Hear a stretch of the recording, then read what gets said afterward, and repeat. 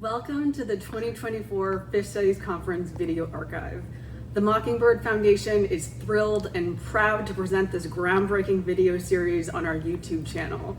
It continues our tradition of celebrating music education.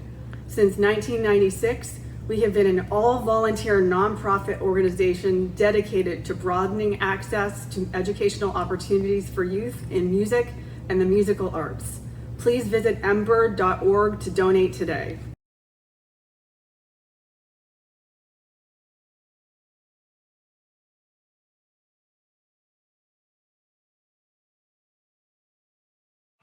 Hope everyone's been having a great time today at the Phish Studies Conference 2024. All right, I'm Chris Alaback. I am Director of Theater at University of Pittsburgh at Greensburg, and there aren't many theater professors who are Phish fans, and I am, oh my God. John sent me an email randomly, before December, saying, I'm a theater professor too, and I saw you on the Phish Studies website. Should I submit something? I'm like, yes, please. And so I am just ecstatic to be introducing a play reading, which is very normal at theater conferences. So I'm probably not that normal for other disciplines. So I'd like to welcome to the stage John Michael DiResta from Skidmore College. Thank you, Chris. Mic on? Good. Awesome. My name is John Michael DiResta. My pronouns are he, him, and I'm an assistant professor of theater at Skidmore College. I'm also a theater director, and occasionally I moonlight as a playwright. In 2011, I took this guy that I had just started dating to a Phish concert. A couple years later, I married him, and we are still together, as you'll hear about in a moment. But after that first concert, he said to me, so we were the only two gay guys there, right? And I was like, not exactly, but almost.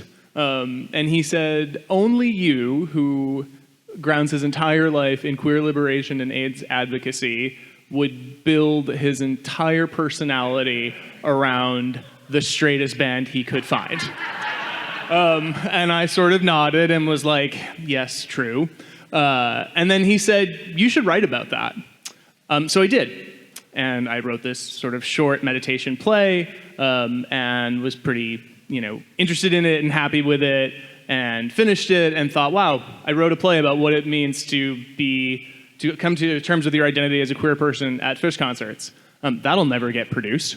And it sat on my computer for 13 years until I got the call for papers for this conference. And I thought, oh, wow, this might actually see the light of day. So I went back to it, and I cut a lot of it, and I added my present voice to it, and it will be read out loud in public for the first time now. So thank you all very much for being here. A couple of just sort of pieces of information before we get started. First and foremost, Ezra and Dylan are acting students at OSU. We met today. And we've had a couple Zoom rehearsals, but we've met in person for the first time today. And they have been extremely generous with their time and their effort and their energy, and learning how to pronounce Gaiuti and other such challenges that exist. We are about to read this for the first time with sound cues. We have not actually heard it with the sound yet, so if at any point you can't hear us, or anything is weird, just wave and we'll fix it. We may have to stop. That's totally fine. And as I said, this is the first time this has ever been read out loud in public. This is a work in progress. I will go back and probably do some rewrites, and maybe there will be a second conference specifically for people like me that I can read this at some point in the future. But I would love to also get feedback from folks afterwards. I think that was all that I had to share beforehand. So, oh yeah, could we get some lights on the stage? We actually have a lighting cue. Lucas is looking at me like, dude, you put a lighting cue into your script. So, and I forgot that. So here we go. Thank you all so much for being here.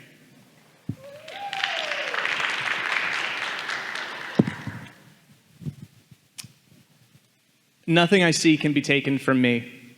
An auto-ethnographic queer imagining of a band called Phish. Here's our cast of characters. 22, a young man who's been sitting in traffic for 18 hours in Coventry, Vermont in 2004. 26, a slightly older but still young man standing outside a spaceship arena in Hampton, Virginia in 2009. 41, a middle-aged man in his usual spot behind the stage at Madison Square Garden on December 31st, 2023. The three men stand equidistant and face the audience. They see each other, they know each other, they understand that they are all the same person, and they are ready to talk to the audience about their favorite band. I cried on 74th Street in late May of 2004. They were gone. 4.5 years later, September 2008, I cry again, staring at the announcement on my computer screen. They were gone. They're back.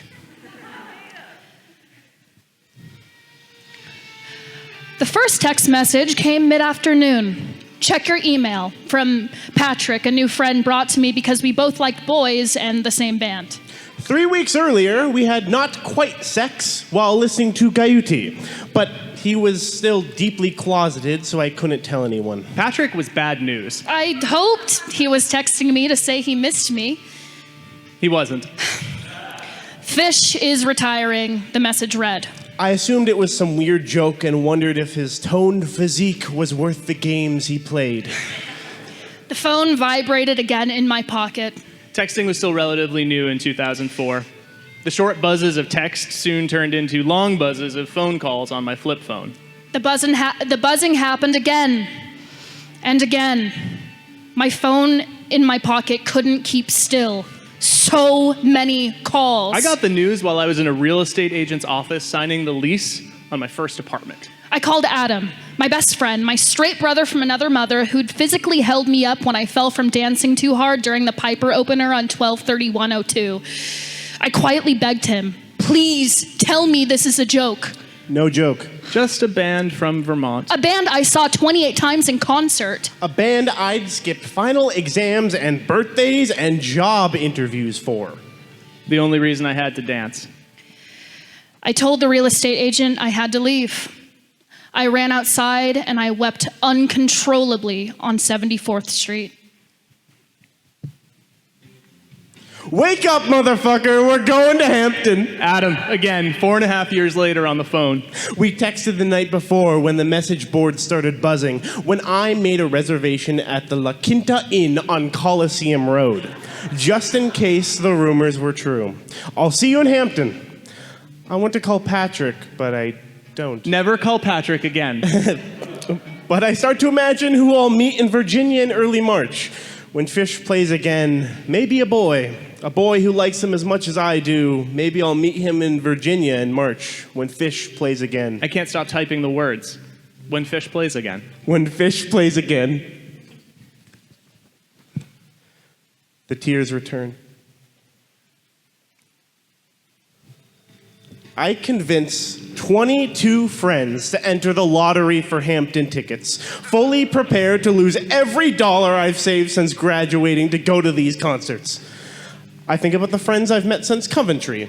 I think about knowing them through my work as a teacher and through my volunteer work at an HIV testing site and through my new job at an off-Broadway theater and through my now ever-presence at gay bars. I think about how none of these new friends understand that they're about to see less of me during the summer and that I'll soon once again be flying to places like Cincinnati. Just to see a band. I wonder if they'll understand. I think about the 2-year relationship I was in with a man who was as much as a Phish head as I. This is the part about Patrick. I laugh and cringe knowing that it happened entirely after Coventry and before Hampton. I think a tiny bit that maybe this will bring us back together, though I know it won't because he never seems to think. Some of them probably know him. Just tell the story.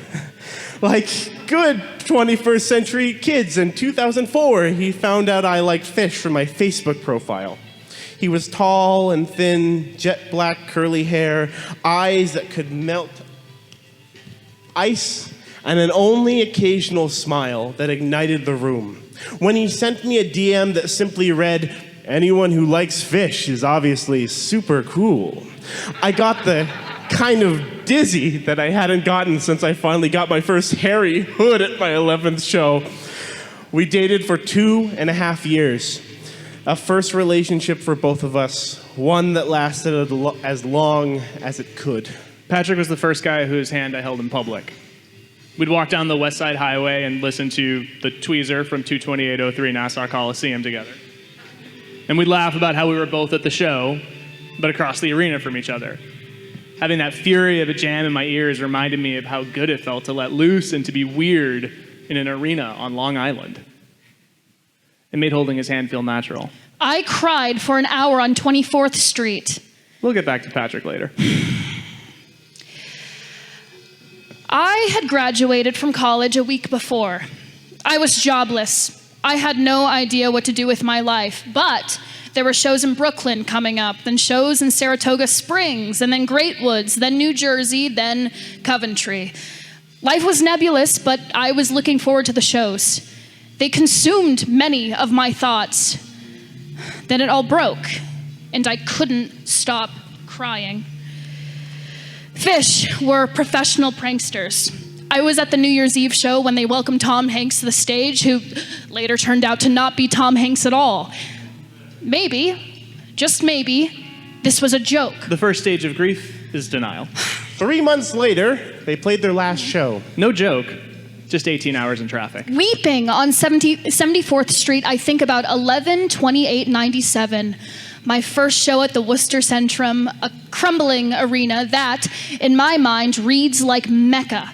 A place where they opened with The Curtain and closed with Johnny B. Good. I knew only 4 songs all night. I was 15 and lost. But when the house lights came down, the band appeared, and the music began, everyone around me danced. 14,000 people were jumping and spinning and flailing without a care in the world. Nobody sat down. By the end of the night, I was screaming, "Go, go, Johnny, go, go, go," and my fists were raging, and I couldn't hold enough sky. By my second show a year later, back at the Centrum, I knew all the songs. I called the opener. They wailed on the Rolling Stones' Loving Cup, and I left my seat and danced in the aisle because there wasn't enough room in the row for my body to flail. I felt free in Worcester. I had forgotten about the world outside the arena. And I'd learned how to dance. On 11/28/97 in Worcester, the air reeked of marijuana and sweat. I was significantly younger than everyone there. I wasn't high, I wasn't wearing patchwork, and perhaps most embarrassingly, my best friend and I was there with his mom.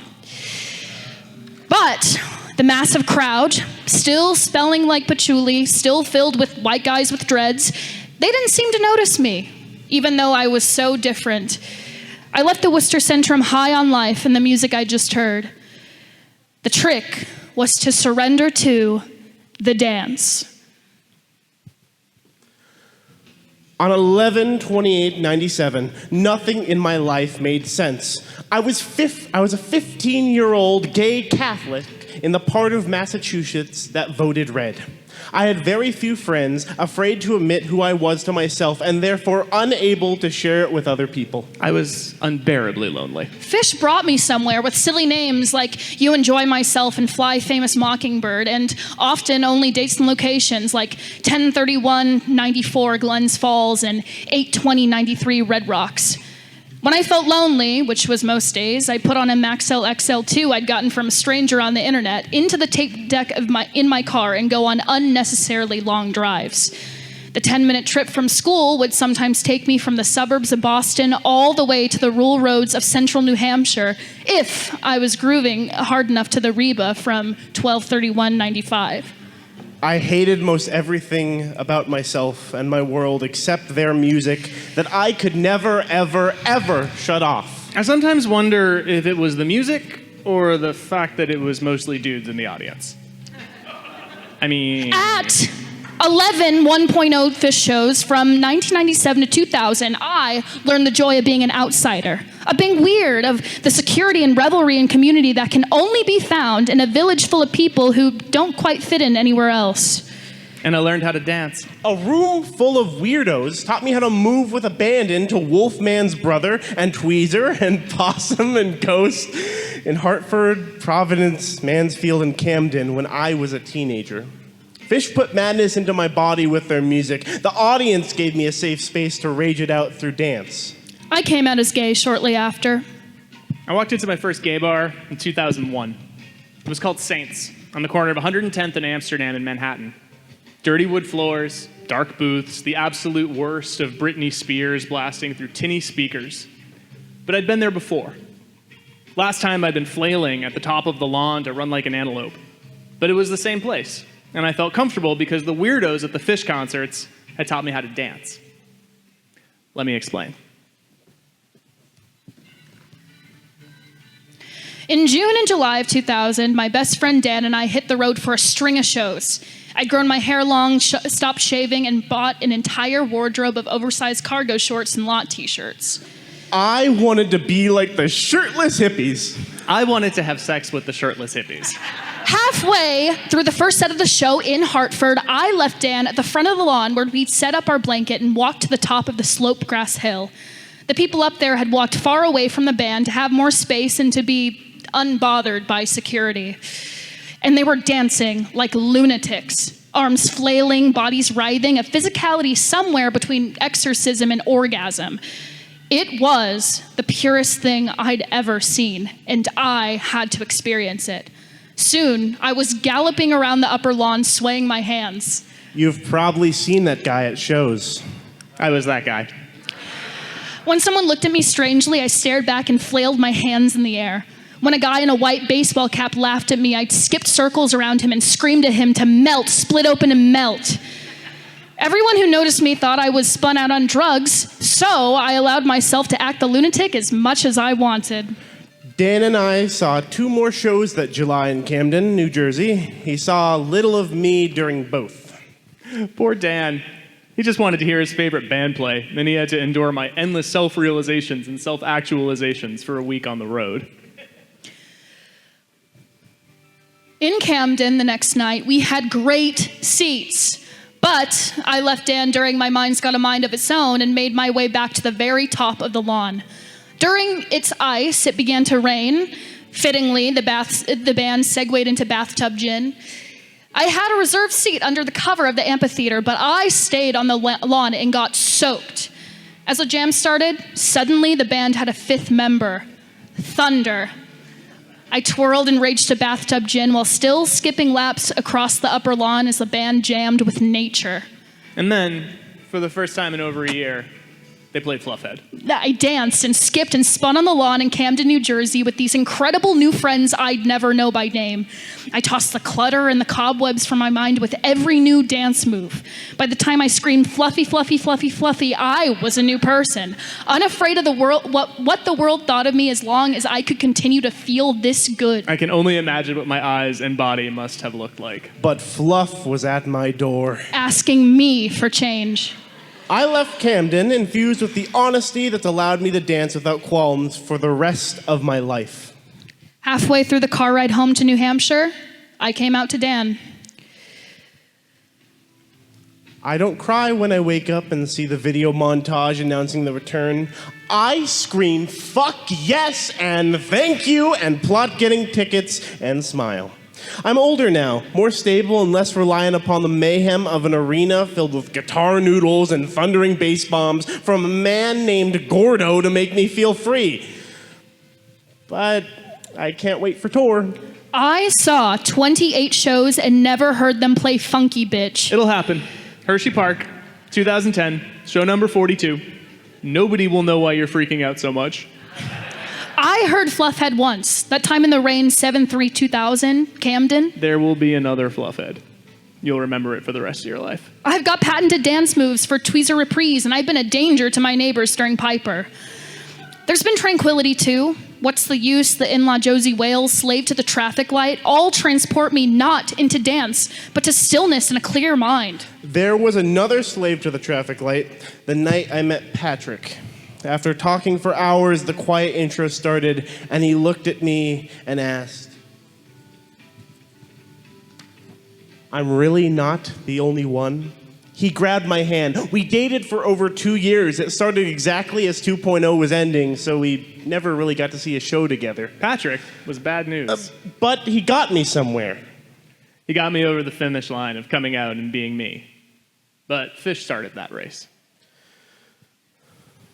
Despite the estimated 1 in 40 odds, I had a confirmation on my computer screen in front of me. I was going to Hampton. It wasn't actually mine, to be honest. My 93-year-old grandmother won tickets to all 3 nights. I made her her first email address just so she could enter. Of the 22 entries I convinced people to put in, only Nana Angie came through.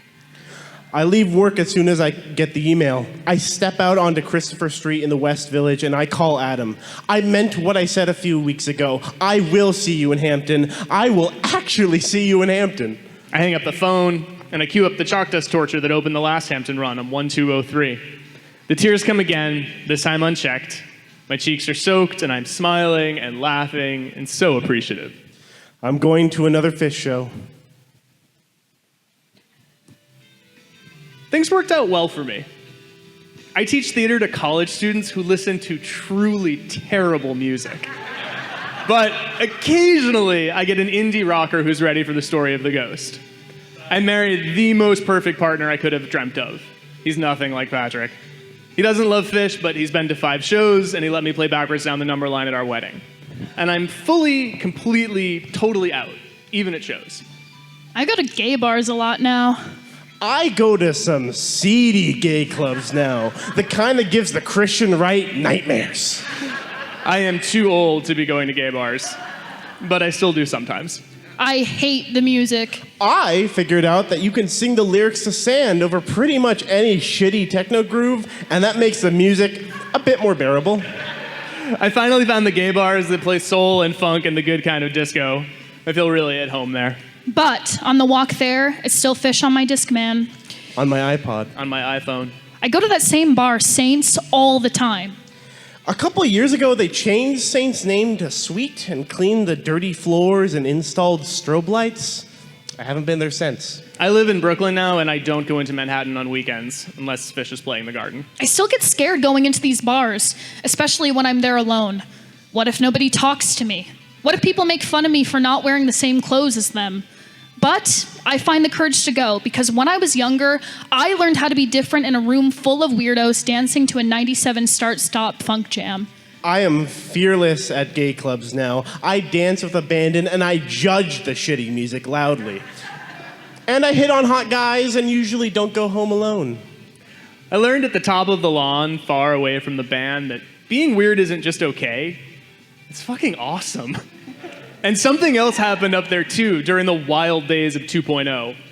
I learned that I didn't have to be up there alone. Once I was out to my friends at shows, I could bring them to the top of the lawn with me. Adam dances wildly from the knees during Stash. It's a sight to behold. And we dance up there together. He's with me, and every person I met at the top of the lawn is with me every time I'm feeling anxious about being my complete and honest self.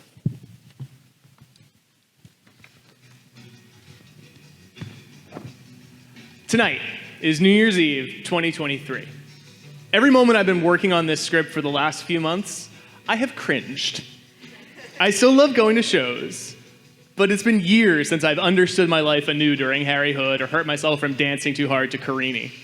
I have a dog now named Piper, and I get as much joy from calling her a red, red worm as I do from hearing those first few chords, and God, I miss the slow build intro. I don't know off the top of my head how many shows I've seen here at MSG, but it's more than anywhere else. I do know for sure, though, that tonight is my 100th show, and it's my husband's 5th. We've been together for 12 years, but only recently have I managed to get him here more consistently. After convincing him to come to Earth Day, he understood that even if he's never going to go on tour, these holiday spectacles are something special. I only cry at shows now when he's with me. Like last New Year's, when light segued into waste, and I realized I'd gotten everything I wanted. The incredible partner legally codified by my side at a New Year's Phish show while they played their only successful love song. There's a blog post out there that you wrote in 2003 in which you sang the praises of Secret Smiles. I look around the room and I feel normal. After years of letting the comfort I found in being strange at Phish shows give me confidence in the world at large, I let it help me feel totally regular and every day at the world's most famous arena while holding my husband's hand. Spotting the venue are the many other queers I've met over the past decade who love this band as much as I do. Directly in front of me, sign interpreters translate lines like it's going to be cold, cold, cold, cold, cold with dramatic gusto to deaf fans. Folks from the Fellowship, Mike Side, Dykeside, Brian and Robert, fans for racial equality, and Groove Safe are not only dotting the stands, but doing the work to make the room a home for everyone. We still have miles to go before we are a community-based injustice, and I don't know that we will ever get there in an era of platinum ticket prices, but I feel safe at shows. I have always felt safe at shows. I have not always felt safe in the world. But the shows help me feel safer. Last night, Adam and I drove to Virginia Beach. There's not much happening there on March 5th, but we found an open arcade and played air hockey. I told him about the new guy I'm dating and how hard it's been to explain to him exactly what I'm doing in Hampton, Virginia in early March. I tell him I'm nervous that I'll run into Patrick in the arena tomorrow. I wonder if I'll ever absolutely lose my shit at a show again.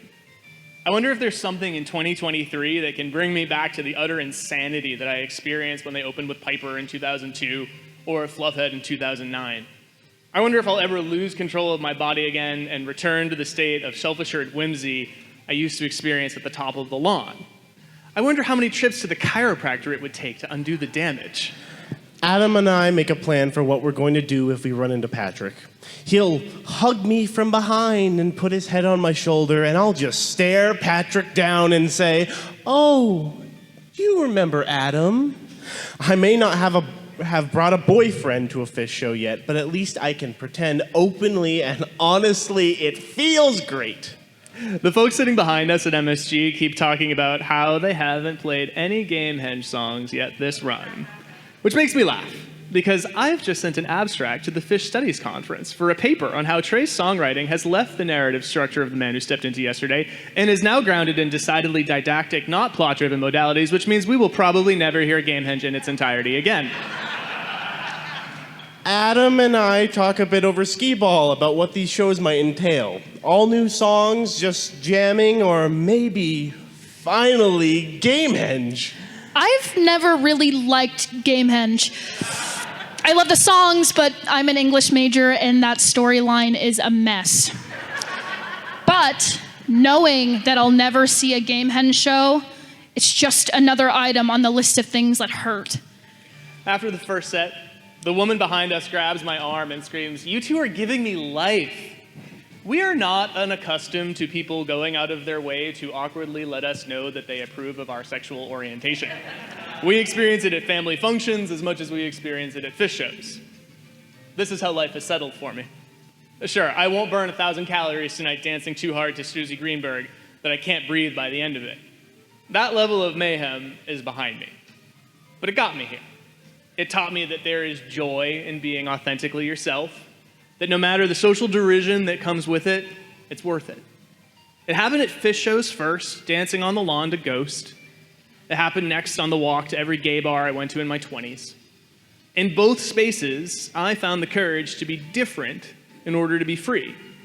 It was with me at our wedding, and it allowed me to ignore the family members who refused to come. It is a piece that came when I learned on the upper lawn to let the joyful mayhem of screaming dipsy-fuddled, boozy, groggy govern my identity. I go to shows, and I bob my head, and I dance next to my seat, and I smile a lot. That's what it is to be an openly gay 41-year-old man at his 100th Phish show. But in the back of my mind, I wonder, just a little bit, will it ever happen again? Will I totally, completely lose my mind and my body at a Phish show the way I could in those formative days when they taught me to love being different?